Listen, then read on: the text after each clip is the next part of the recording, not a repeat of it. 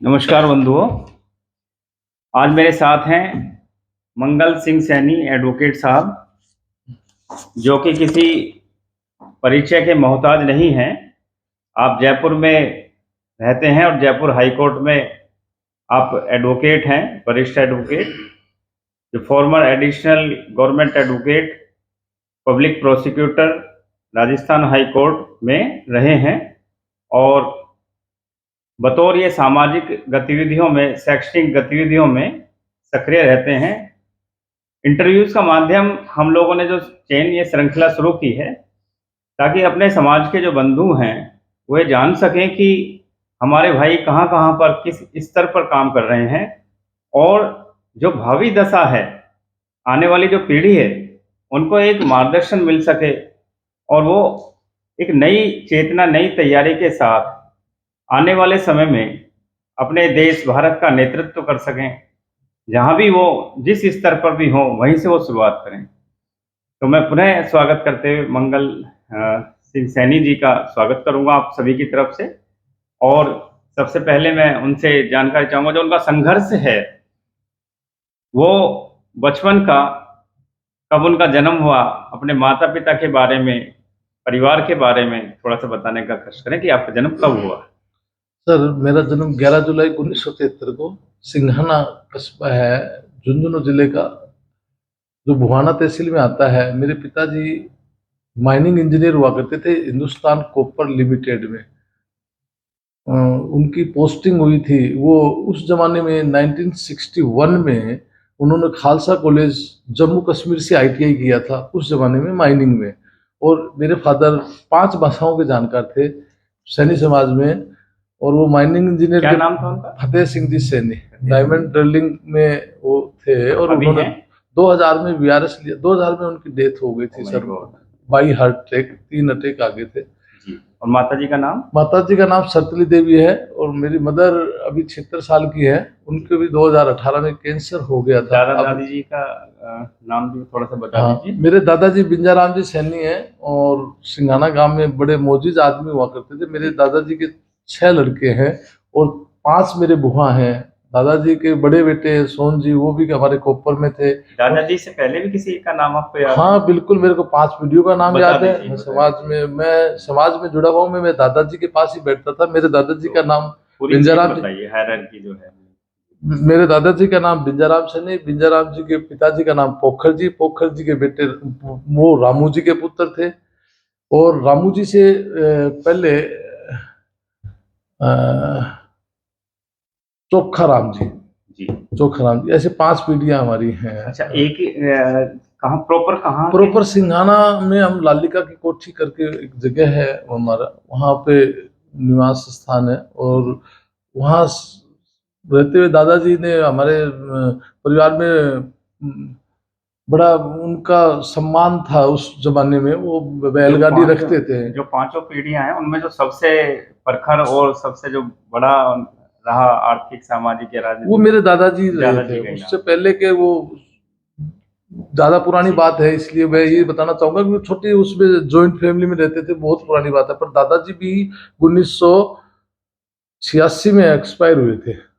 1986 में दुल्हन लिखे। उन्होंने करीब 84 के आसपास, लंबी आयु वाले। हाँ, और बिल्कुल। और दादी जी भी 83-84 के आसपास 1992 में। आपने देखा है दादा दादी जी को खूब। मैं उनके साथ में था, इसीलिए मुझे पता है। मेरे पिताजी के बारे में बताएंगे, क्या उनके मजबूत पक्ष जो थे वो क्या क्या थे? उनके दादाजी का बोलने का, दादाजी का तो साथ, मैं तो 73 में मेरा जन्म हुआ, दादाजी 86 में खत्म हुए। तो मैं, मेरा अनुभव 13 साल का था। लेकिन मेरे पिताजी उनके साथ में ज्यादा रहते थे। तो उन्होंने उनको बात बताई, वो मुझे, मैं मेरे फादर के, मेरे ताऊ के, मैं मतलब मेरे परिवार में 18 हमारे पोते पोतियां हैं मेरे दादाजी के। और 19 हो गए। लास्ट एक रजनीश सबसे छोटा भाई है, जो आज मेरे ताऊ जी का लड़का, वो चंडीगढ़ में CAG है, वो AG ऑफिस में जिसको कहते हैं ना, वो तो वहाँ पे है। सभी शिक्षित हैं, सभी शिक्षित, बड़े वाले तो किस फील्ड में निकले परिवार के लोग? डॉक्टर हैं? हाँ डॉक्टर, मैं वही बताता हूँ। सोन जी भाई साहब के 2 लड़के, दोनों वो खेती करते हैं ना। और उसके बाद में दूसरे नंबर पे नौरंग जी भाई साहब है, उनके 4 बेटे थे। 4 में बड़े भाई साहब सागर जी, जो फुलेरा हमारी जमीन थी, वहाँ वो रहते थे। वो उनकी वाइफ है ना, यहाँ जयपुर में उनकी शादी हुई है, बड़े बड़े भाई साहब वो है सागर जी सैनी। तो वो उनकी वाइफ यहाँ सेक्रेटरीट में प्रिंसिपल सेक्रेटरी के पद पे है ना, मतलब जो डिपार्टमेंटरी जो सेक्रेटरी का पद होता है उससे रिटायर्ड हुई है। उनकी 2 बेटियां हैं और एक बेटा है। बेटी एक अमेरिका में, एक कैलिफोर्निया में है ना। और छोटी बेटी है वो, उसने भी इंजीनियरिंग किया। उनके हस्बैंड भी वो इंजीनियरिंग करके और अपना उन्होंने म्यूजिक कोई आर्ट की कंपनी खोल रखी है ड्यून्स करके। और उनका बेटा है वो भी इंजीनियरिंग लाइन से, अभी उन्होंने कोई जैन समाज की लड़की से शादी की है अपने जो भी है।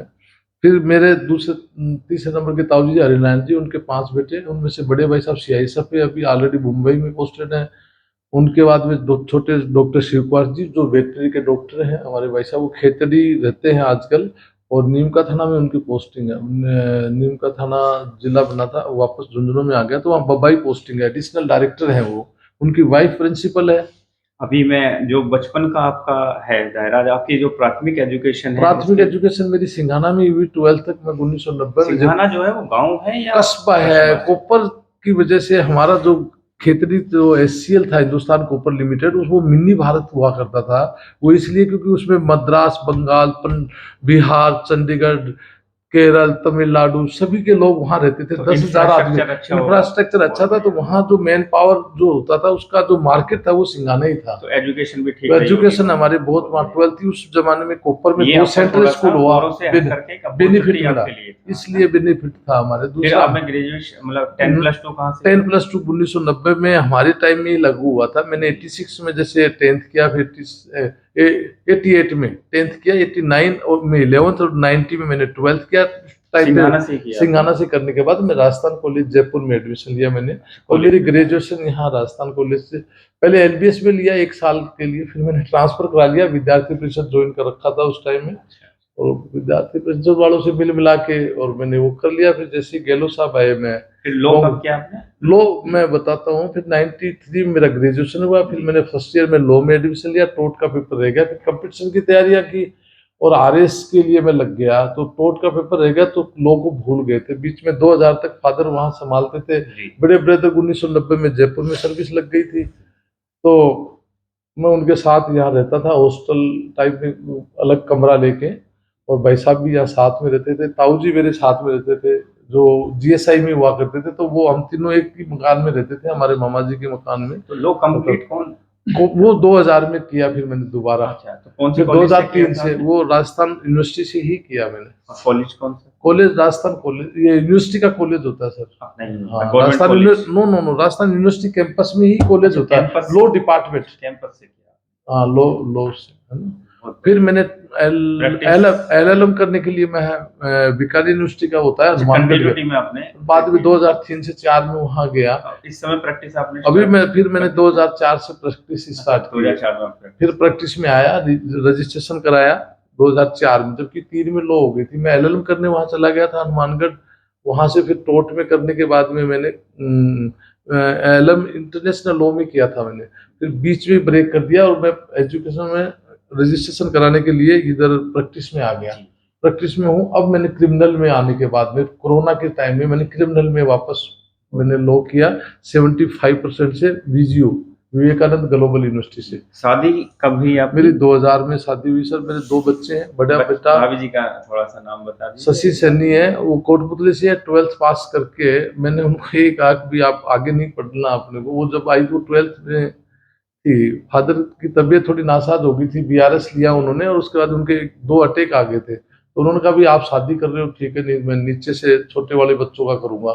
मैं बच्चे 2 लड़के हैं मेरे, 2 लड़के हैं। दोनों में बड़े का नाम कुणाल है, उसने चंडीगढ़ से मैकेनिकल में इंजीनियरिंग किया और आईआईटी मद्रास से कोई डाटा साइंस में उसने कोविड काल में ही एक ऑनलाइन वो होती है डिप्लोमा किया। उसमें 2 लाख बच्चे इनरोल्ड हुए थे, उनमें 25,000 ने उस तक पहुंचे हैं, उसमें वो भी एक है। तो वो अभी उसके बाद में माइलो कंपनी में उसकी डिग्री कंप्लीट होने के बाद में गुड़गांव जॉब लग गई थी। उसके बाद में वो जापान गया 1 महीने के लिए ट्रेनिंग पे। तब उसको ये लगा कि यार ये तो अभी जॉब में मेरे सैलरी बहुत कम है, मुझे आगे पढ़ना चाहिए। फिर उसने अभी एमबीए का डिसाइड किया, जो अभी चंडीगढ़ से एमबीए कर रहा है। आने के बाद में उसको अभी शादी का दोनों बच्चों की शादी नहीं, उससे छोटे वाला है, उसने जेएसआरसी से आईटी में इंजीनियरिंग किया और उसका कॉलेज में प्लेसमेंट हो गया, अभी वो TCS में अभी 6 फरवरी को मुंबई ज्वाइन किया है, इसी साल उसका हुआ था कंप्लीट।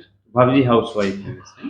हाउस वाइफ ही है, दोनों बच्चों को पढ़ाया और 4 भाई हैं हम। बड़े बड़े भाई साहब RSCB में सर्विस करते हैं। मैं क्या नाम ये है उनका? बुधराम सैनी, वो RSCB में है और मेरे से छोटा है, वो गांव में ही रहता है। उनका क्या नाम है? रतनलाल सैनी, वो मारुति में लग गए थे और ITI किया उन्होंने भी, फादर के साथ वहीं रहता था वो गांव में। बाकी उससे छोटे वाला केसर देव, वो मेरे साथ में रहता है यहाँ पे, वो भी सोशल अपना। सिस्टर भी है कोई? एक सिस्टर है, मेरे बड़ी सिस्टर है, वो उनका क्या नाम? कोटपुतली शारदा सैनी, वो कोटपुतली में उनका रिश्ता हुआ है। उन्होंने मेरा रिश्ता कराया 84 में, उनका रिश्ता सरूड गांव में, यहाँ इनके वो जो आपके जीजाजी हैं, वो कुछ नहीं करते, खेती वेती का काम करते थे। आपके कोटपुतली में उस टाइम पे पानी खूब हुआ करता था, सब्जी का काम करते थे। सामाजिक गतिविधियों के बारे में थोड़ा सा बताएं, कब से आपने स्टार्ट? मैं 1990 में यहाँ आ गया था पढ़ने। तो मैं जब भी समाज का बड़ा प्रोग्राम हुआ था तोतु का सभा भवन में और एक आनंदपुरी मोती डूंगरी में, अशोक जी तंवर साहब, उस टाइम में हम सब यूथ जो यूनिवर्सिटी का में पढ़ने वाले बच्चे थे बाहर से जो भी आए थे, तब हम सभी ने मिलकर एक तोतु का सभा भवन में बहुत बड़ा प्रोग्राम किया था। वहाँ पे उस समय जब देवाराम जी भी हुआ करते, जो अभी IAS बन गए हैं, CM साहब के OSD रहे हुए हैं, वो थे। साखला जी थे, रेनल टिब्रेवाल जी है जो साइंटिस्ट है, अभी जर्मनी में सेटल है। उसके बाद फिर आप सक्रिय हम उसी सब 90 से लेके अब धीरे धीरे समाज की मीटिंगों में उनमें मैं जाता रहता हूँ। जयपुर जिला महासभा में महामंत्री हूँ। महात्मा ज्योतिबा फुले राष्ट्रीय संस्थान है, जो 1998 में गहलोत साहब बनने में, मुख्यमंत्री बनते ही हमें वो जमीन अलॉट की थी साहब ने 4000 गज, उसमें CM साहब ने वो बाउंड्री करा के उसमें बने। तो वहाँ जो भी प्रोग्राम होता है उसमें मैं सभी में पार्टिसिपेट करता हूँ। और कितने जिलों में लगभग आप राजस्थान में? मैं सक्रिय हूँ। अभी मैं राजस्थान का ऐसा कोई जिला नहीं हुआ, 1-2 जिला बचा है, बाकी मैं पूरे राजस्थान। घूमने का आपका शौक है? मेरा घूमने, मेरे फादर को LTC मिलती थी, तो घूमने का शौक तो फादर से ही लगा। फादर उस टाइम में 1947 का उनका बर्थ था, 41 का, तो 47 में वो जब देश आजाद हुआ उसी टाइम पे वो बाखड़ा डैम जब बना, तो दादाजी ने 5 में से 2-3 गांव के लोग वहां डैम में मजदूरी करने गए थे, उनके साथ वो चले गए थे। तो वो वही पंजाब में कोई बिजली पहलवान हुआ करते थे, उनके फार्म हाउस में रहे, उनकी गाय भैंसे चराई, वही पढ़ाई की, इसलिए फादर ने वहां एजुकेशन प्राप्त की थी। तो फादर कितना पढ़े लिखे थे वो? मेरे फादर ने उस जमाने में 10th पास थे साइंस साइड से, और फिर उन्होंने ITI किया माइनिंग में खालसा कॉलेज सीकर से। और गवर्नमेंट जॉब? उनकी जॉब कोई 10 डिपार्टमेंटों में लगी, IBM में लगी, इंडियन ब्यूरो ऑफ माइंस में लगी, वो PhD में उन्होंने सर्विस की, और हाँ, और जो लोग GSI में उन्होंने काम किया। फिर लास्ट में कॉपर में आए, जब वो दुभाषी का काम किया उन्होंने, पंजाबी उनकी मदर टंग थी, उनकी मदर टंग जो थी वो पंजाबी थी, पंजाबी में उन्होंने एजुकेशन प्राप्त की थी। तो वहाँ वो मेरे ताऊ जी जो है वो डॉक्टर, वो हॉस्पिटल में डॉक्टर साहब के सरकारी वो ड्राइवर हुआ करते थे। तो वहाँ एक सरदार जी वो एम्प्लॉयमेंट हुआ होगा, तब ये 1967 में हमारा ये जो उपक्रम है, इंदिरा गांधी जी ने इसको उद्घाटन किया था, तो जो राष्ट्र को समर्पित करती है, तो उस टाइम में वो आई हुई थी। वहाँ कुछ सरदार जी थे, उन्होंने फादर को इस जॉब में लाए, वो ये सब किया।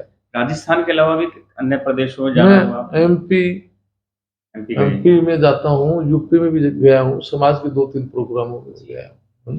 महाराष्ट्र मुंबई में भी अपने समाज के जो प्रोग्राम हुए वहां भी जाता हूँ। वहाँ मेरे चाचा जी के लड़के रहते हैं छोटे, उनका बिजनेस है। 2000 में वो सिस्टर चाचा जी वो लड़के हैं, वो अभी टीचर हैं, वो मेरे से जस्ट छोटी है मेरी सिस्टर, तो उनको बढ़ाया, वो टीचर है वो। तो मैं उनकी भी शादी नवलगढ़ हुई, वो बॉम्बे रहती थी, तो मैं उनके साथ में उनके आपकी तरफ से मैं ये जानना चाहूंगा कि जो युवाओं का दृष्टिकोण है वर्तमान में जी, उनका फोकस किस तरफ होना चाहिए, या आपको आपकी जो नॉलेज और एक्सपीरियंस है, अनुभव है, उनको आप क्या अपील करेंगे अपनी तरफ से? मैं ये कहता हूँ सर, आजकल IT का जमाना है, सब बच्चे IT और ये कॉमर्शियल उसका जमाना आ रहा है, तो इसमें टेक्निकल युग है, इसमें ये सोशल मीडिया, ये जो मोबाइल आया ना, इससे एक तो समय बहुत वेस्ट होता है। तो बच्चों को है ना, जो बच्चे, मैं उनके पेरेंट्स को ये सलाह देना चाहूँगा कि उनको मोबाइल से दूर रहना चाहिए ज़्यादा से ज़्यादा। मतलब मोबाइल जो आवश्यकता है तो वो काम के लिए उसको उपयोग किया जाए तो ज़्यादा ठीक है, बाकी उसमें ज़्यादा सोशल मीडिया पे पढ़ाई के समय है ना, एजुकेशन में वैसे ये हो गया कि भाई जैसे कोविड काल आया तो सारी पढ़ाई वो ऑनलाइन हो गई है, तो उसके लिए उसको ज़रूरत और आवश्यकता है वो जो सही उसका सदुपयोग है और उसका मेरिट और डिमेरिट्स तो दोनों चीजों का, तो मेरिट्स के अंदर अगर यदि ध्यान दिया जाए तो ज्यादा ठीक है, बाकी बेनिफिट ज्यादा अच्छा मिलेगा। बेनिफिट मिलेगा। और उसको अगर यदि आप मिस यूज करोगे तो वो कोई भी चीज है किसी भी क्षेत्र में हो वो खराब रहती है। तो बच्चों को आईटी का जमाना ये है, इसमें इसको ग्रहण भी करना चाहिए, उसके अनुसार जॉब्स वगैरह में जाना चाहिए। दूसरी बात मेरा ये है कि मैं तो जो भी लड़के जो नए निकल रहे हैं उनको जॉब्स के हिसाब से मैं तो ये कहूँगा उनको लॉ ही करनी चाहिए, और लॉ करके 5 ईयर लॉ का एजुकेशन में बहुत बड़ा, इससे आपको कॉन्स्टिट्यूशन के बारे में जानकारी होगी, समाज में फैली जो बुराइयां हैं, कुरीतियां, अगर लॉ भी ना करें तो जो भी इंटरेस्ट है वो करें, वो लेकिन सब्जेक्ट करें। नॉलेज के लिए लॉ पढ़ना बहुत ही अच्छा है, जरूरी उसमें आदमी बेरोजगार नहीं रह सकता, उसको बेरोजगार भी, और साथ में आपका जो सोशल शोषण है वो नहीं हो सका। आपको कानून की जानकारी होगी तो आप बात कर सकते हैं ना, बहुत ही जरूरी है। इसलिए कानून का जानकारी तो उसको लो करनी चाहिए। बाकी है ना, हर आदमी की फील्ड की रुचि होती है। जैसे कई आदमी, मेरे बेटे ने जैसे इंजीनियरिंग किया, लेकिन उनकी रुचि ये है कि वो बिजनेस करना चाहते हैं, वो नहीं कि वो कह रहा है कि मैं, छोटे वाला बेटा कहता पापा मैं रोजगार देने वाला बनना चाहता हूँ, मैं 100-200 फ्यूचर में उसका वो हाँ वो ये मैं थोड़ा सा IT कंसल्टेंसी या फिर जो भी है ना बड़ा कोई ऐसा, मैं जॉब का 100-200 लड़कों को, उदाहरण है, वैसे वो चाहता है कि मैं 100-200 बच्चों को रोजगार दूं, मैं ऐसा बनूं। आपके दोनों बच्चे IT फील्ड में हैं, और आप बड़े वकील बने राजस्थान में जी, और अच्छी हायर एजुकेशन है आपकी, अपनी लाइफ से आप कितना संतुष्ट? मैं बिल्कुल संतुष्ट हूँ साहब, इससे अच्छी लाइफ तो कुछ हो ही नहीं सकती। मैं अभी आगामी मेरा फ्यूचर आपको बता दूं। मैं अगला प्रश्न यही था कि अब आने वाले समय में क्या सोचते हैं कि क्या आपको मैंने बच्चों को कहा, मैं तो 60 के बजाय मेरे को तो 55 साल में रिटायर, जैसे एडवोकेट कभी रिटायर नहीं होता, पर मैं 60 साल में मेरी रिटायरमेंट कर लूंगा। उसके बाद प्रैक्टिस रह करके मैं सोशल वर्कर में, मैंने 3 काम सोच रखे हैं।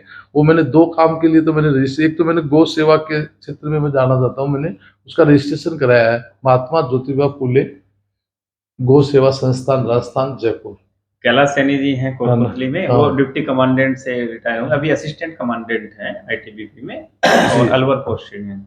प्राकृतिक चिकित्सा में उन्होंने काफी शोध किया, काफी सर्टिफाइड है। वो जो गाय घूमती रहती है उन पे वो काम करना चाहते हैं, आपकी मीटिंग उनके साथ कराएंगे। बिल्कुल, एक मैंने ये किया जी, और दूसरा मेरा ये है, दूसरा मैंने एक किया है कि जो भी पेरेंट्स ना, आजकल के बच्चे जो भी जॉब प्राप्त कर रहे हैं, IIT कर ली, ये कर लिया, और वो विदेश चले जाते हैं, तो उनके पेरेंट्स है ना वो बेचारे अकेले रह जाते हैं, या फिर यहाँ भी रह रहे हैं जयपुर में या राजस्थान में या कहीं दूसरे प्रांत में रह रहे हैं, तो वो माँ बाप को छोड़ देते हैं।